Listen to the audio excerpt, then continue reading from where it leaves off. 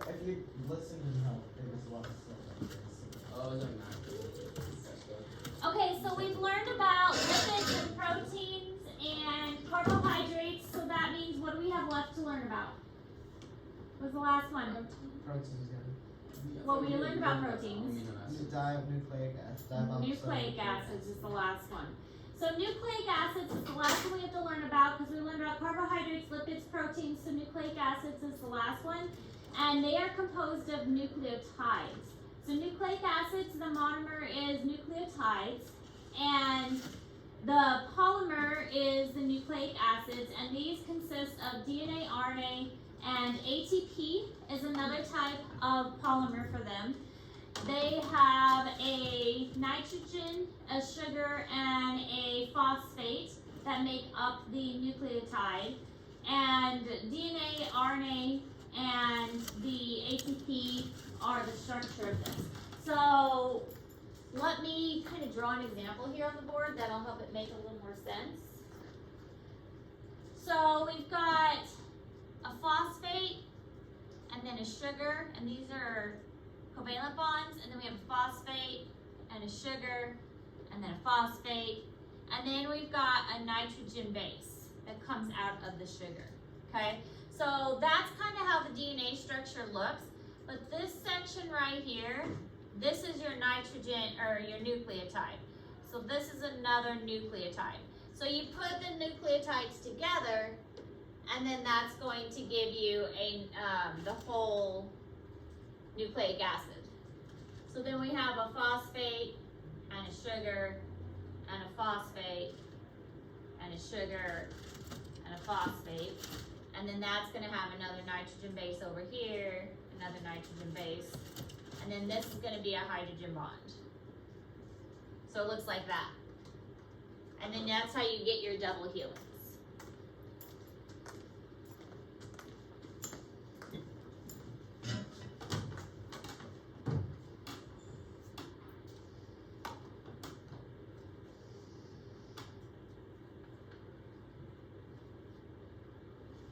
Miss Ayers, what do we call the plant growth lab? Like, just write up? Is that what you would say?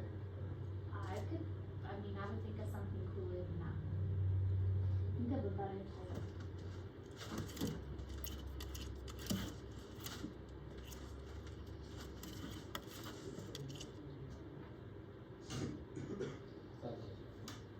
What you call it? No. Jump.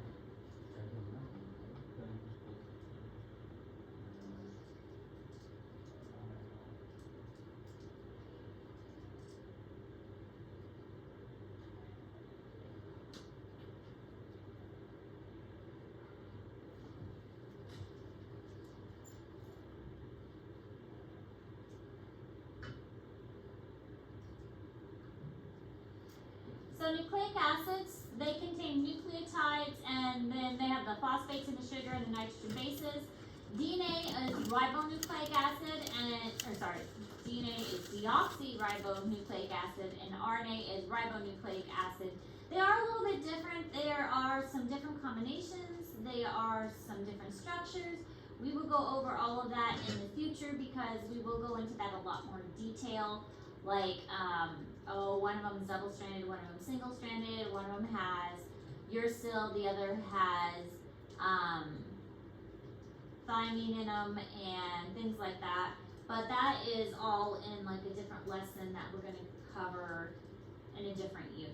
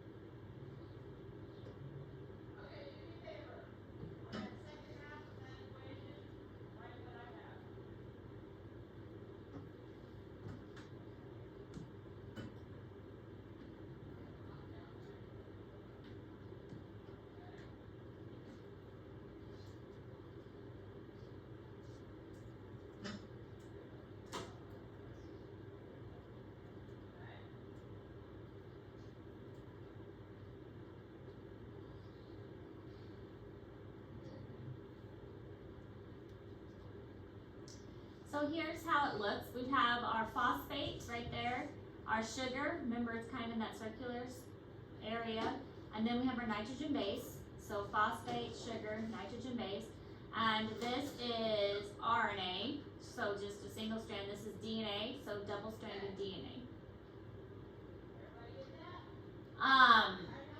So this is just kind of applying everything that we've learned.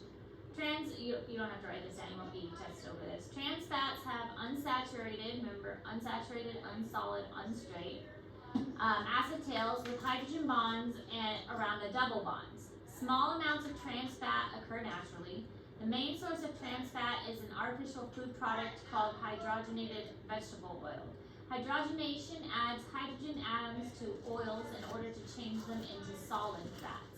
So we're trying to change them into a solid fat by adding this like extra hydrogen atoms. In 1908, Procter & Gamble developed partially hydrogenated oils to make candles. So that was kind of their purpose, was to make candles. However, then electricity replaced the candle making company, and now it's like, oh dear, we don't need candles anymore. Now what are we gonna do? So they were trying to think of a alternative because, well, we don't need this for candles anymore. What can we do with this instead? And so they started marketing hydrogenated oils as something you can eat instead.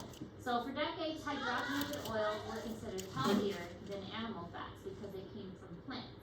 So now we've got this fat that we can use in cooking and eating that came from plants instead of animal fat that was used previously. But now we're realizing that, oh, partially hydrogenated soybean oil or vegetable oil isn't always that good. So trans fat raise the level of cholesterol in our blood more than any other fat.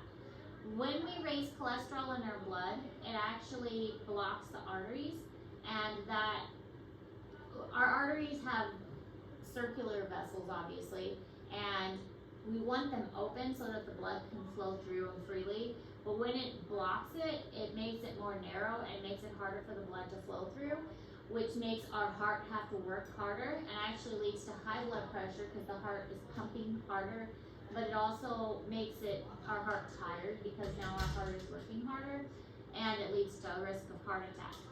So eating as little as 2 grams a day of hydrogenated vegetable oil increases a person's risk of atherosclerosis. That is a buildup of plaque in the arteries, and heart attack and diabetes.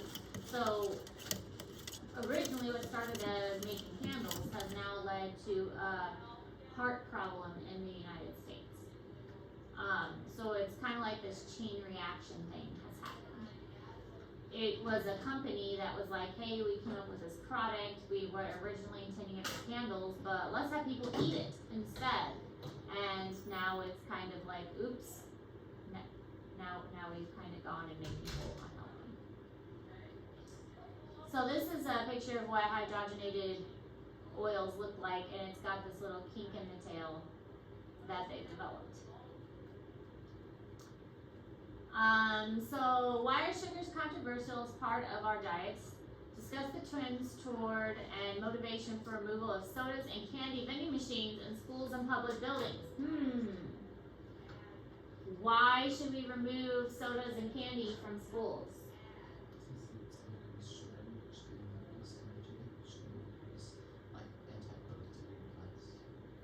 It really does. I mean, it tastes good. Yes, it does. But it's not good for us. All those sugars will create a lot of energy really early on, and then we crash when that energy is gone. So it's not good. Yeah, it's a source of energy, but it only gives us a short temporary burst of energy, and then that energy is gone, and you basically do crash later on. Is it the responsibility of food manufacturers to produce healthy foods, or simply to make obvious on their packaging the presence of potential health hazards? What do you think? Is it the companies, or is it our fault? Both, or ours? I think that it's our fault because we don't. Whichever one knows better. But I mean, like, it's Like cheap. the- Like, you could be like, well, fresh produce is very expensive, which it could be, but like, you could also get frozen vegetables, which might not carry the same benefits. But like a can of corn and a box of mac and cheese probably costs the same. The corn's better for you than mac and cheese is. Yes, that's not yours. Well, I mean, Actually, it's been shown that frozen foods carry almost the same nutrition as fresh food. Yeah, and so I feel like, and because aren't they like also packaged at a time that like whenever they're ripe, so they Mhm. taste good too and everything. Like I feel like it's not really their fault that we're eating it. Like ice cream, they're not making you eat ice cream. It's not sustainable. Those are really good points. So, the food manufacturing places only make it because we demand it. And if we stop demanding it, they would stop making it. They make it because there's such a high demand for the products. I mean, it's the law of supply and demand. They make the products because we are demanding the products. If we stop demanding it, they would stop making it because there would be no need for them to make it. The more that we want something, the more they are going to make the product. If we stopped wanting it so much, they wouldn't make it. So, I personally, and this is my personal opinion, I personally don't think it's their fault. I mean, we are individuals, and if it's labeled that it's bad for us, then we should be able to stop ourselves from buying it. It's our own fault for buying it. So, we just like what we like. And we often like things that aren't good for us. So, nobody's forcing you to go in and buy that energy drink every morning. You just Oh, that was good. Okay. want the energy drink. No, they're making me buy it. They're forcing you, Forcing they're you to buy it, holding yes. your hand and giving over your money to buy that energy drink every morning. Yep. Mm. Well, not everyone. Most mornings. But Yeah. Do you ever read the label to the energy drink? I read it says ultraviolet plasma kind of thing. Alright. So in addition to the plant lab, we are gonna do the Jello lab. I don't think we ever went over proper lab procedures, so I'm gonna see if I can find the proper lab procedures. I'm gonna go ahead and record this too, because it's important to know how to properly do a lab. We kind of jumped right into the plant lab, but I wanna make sure that we are understanding the proper lab procedures. Pop up a bunch of stuff, I just know it.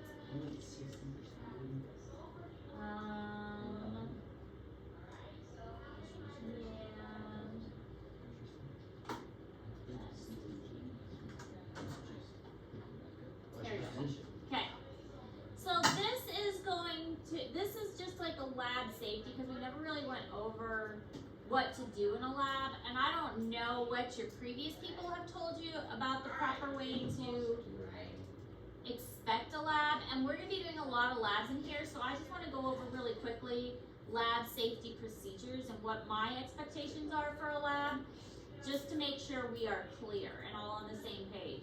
So I believe in hands-on science. I think the best way to learn is to be doing in a lab or in a science class. So I usually have a lot of labs going on at once, if you haven't noticed. So don't touch labs that are not for your class. I mean, I teach a lot of science classes, and oftentimes, like as you probably discovered, this table over here is mostly our lab table. And so I will have things laid out over here that are not always for your guys' class. They could be for my earth-based class, they could be for my zoology class, they could be for my physiology class.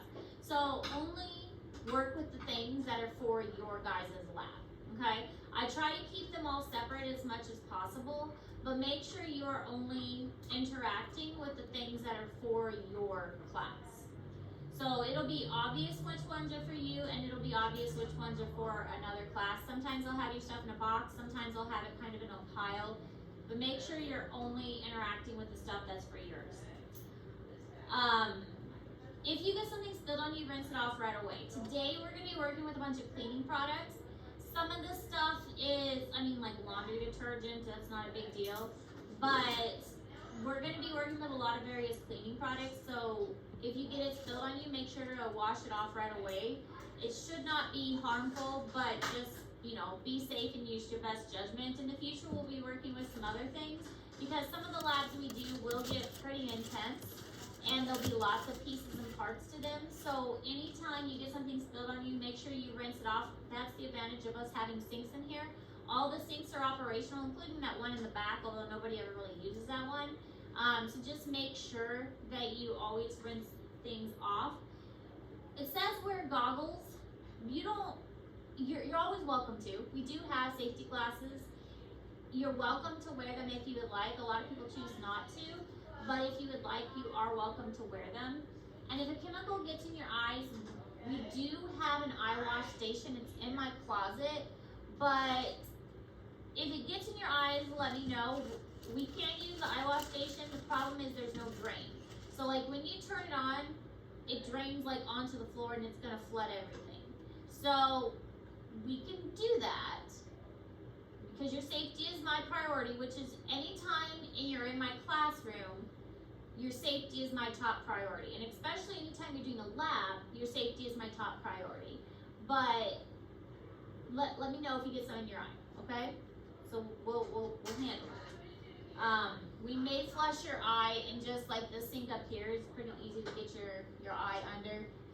If we need to use the eye wash station, we will, but I prefer not to just because the way it's designed. It's designed poorly.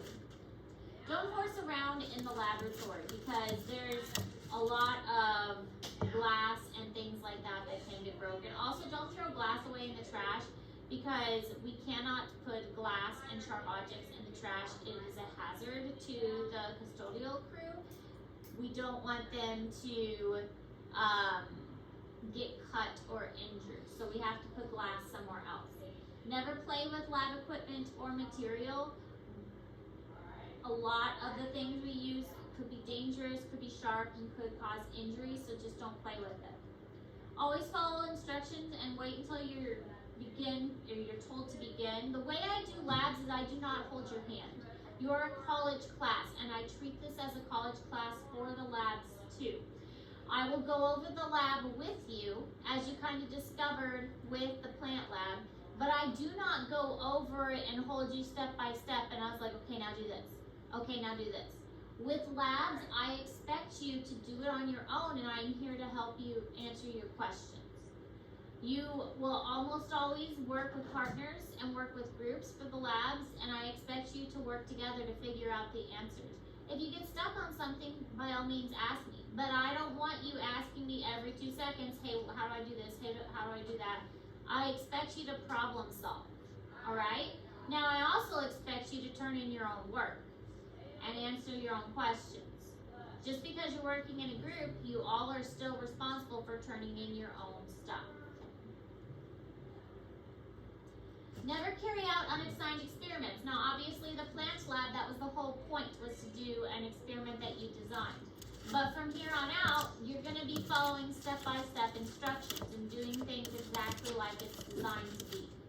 So don't think, oh, I wonder what happens if I put this piece of popcorn on a hot plate. All right? I had that happen in a lab, and they almost burnt my lab down. The student was Jack put your like ham sandwich in your hot plate or asked to? What? Jack said he asked to have like a ham sandwich in your hot plate. Yes. But I had a student who was supposed to be washing their hands in my lab. It wasn't here, it was at a different school. And the lab was like connected to my classroom, so there's a classroom and then a door and then led to my lab. And he went in to wash his hands, and the next thing I know, I smelled burning.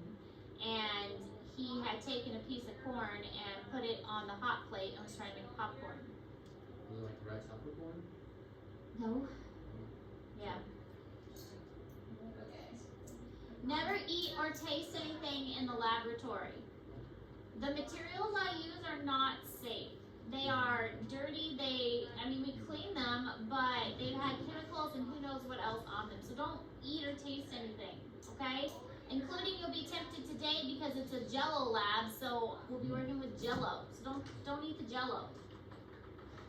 Food, drink, science gum as well as chemicals found in the lab. So you want, this is one of those times when, whenever we do a lab, you want to keep all your food and drink away from the lab stuff. Okay, don't have any food or drink around the lab stuff. Know the location of emergency equipment. We have a fire extinguisher over here. We're not gonna be working with fire today, we're working with Jello, so you shouldn't need a fire extinguisher. But we have the eye wash station, which is in the closet, and we also have a chemical shower, which is in the closet.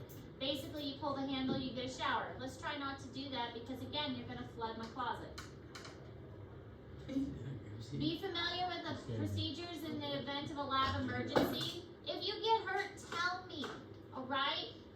I've had people in the past where they're too afraid Almost Airs is gonna get mad at me, so they try not to tell me if they get hurt. Your safety is my priority.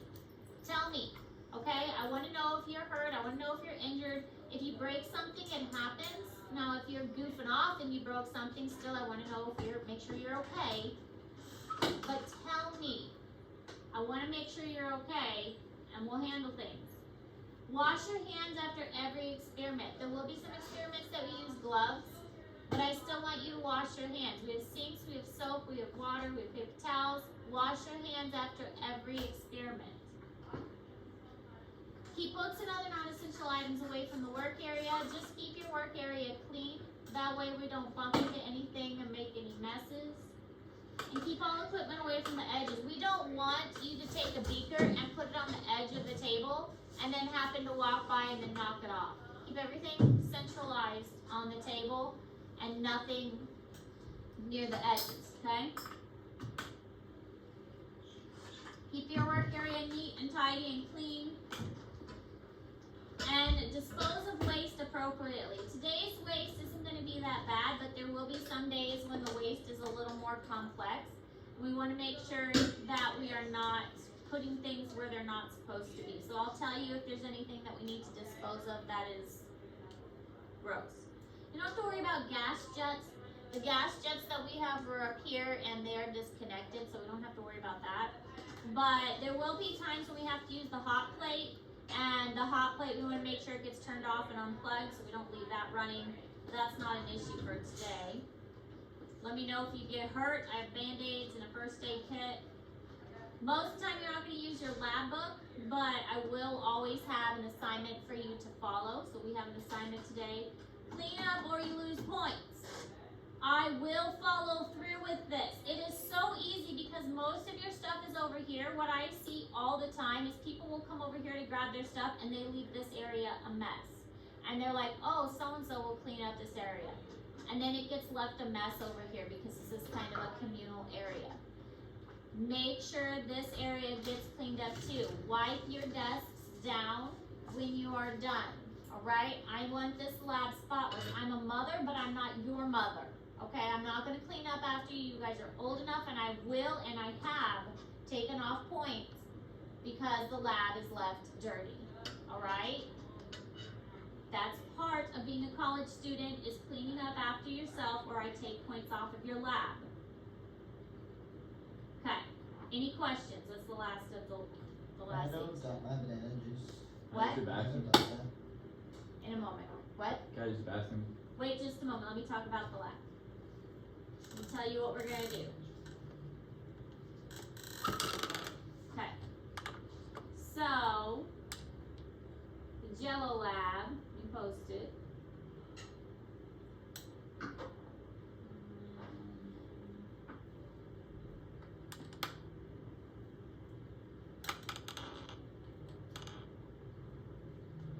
So we were talking about proteins and how effective enzymes are.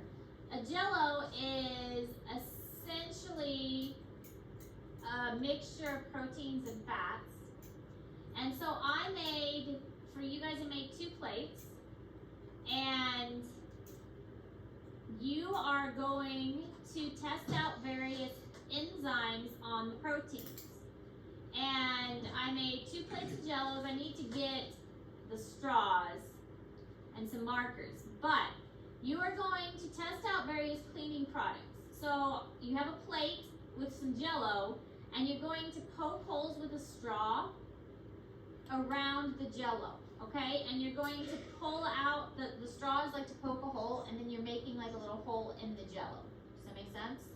Because you're gonna put cleaning product in here. So then you're gonna pull it out and you're gonna leave a little empty hole behind, and then you're going to pick a cleaning product, 7 different cleaning products, and you're gonna put it in the hole, and then we're gonna leave it overnight, and you're gonna see which dissolves the Jell-O. So you're measuring the rate of Jell-O dissolving overnight. So you're going to measure how big the hole is for each one, and measure the diameter of these, they're calling them wells, like little wells that you put it in.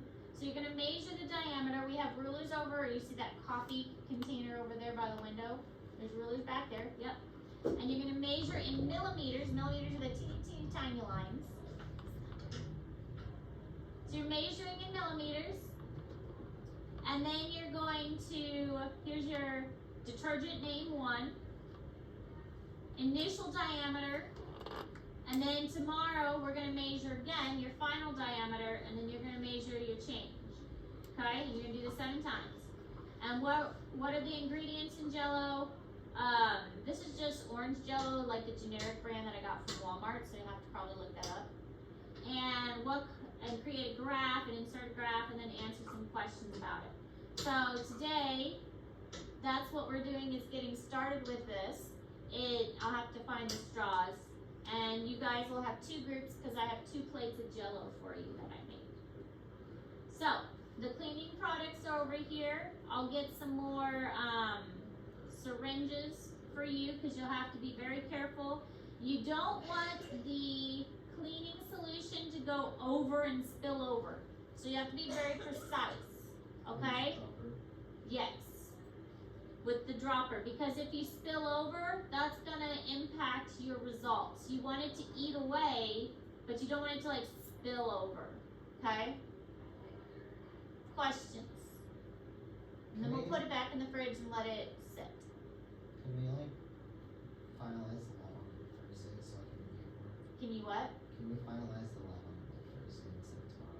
So I still can't hear you talk about it. can we like finalize the lab on Thursday instead of tomorrow? So Are you we still can on work white? till, like, Yeah, you can, like for yours, let it sit till Thursday. Yeah, that's fine. You can go to the bathroom now. Okay, let me get your Jell-O, let me find some straws and some droppers. Normally I would set up for this lab and be a little more prepared, but I don't have a first hour. Ms. Harris, you lied. What did I like? I saw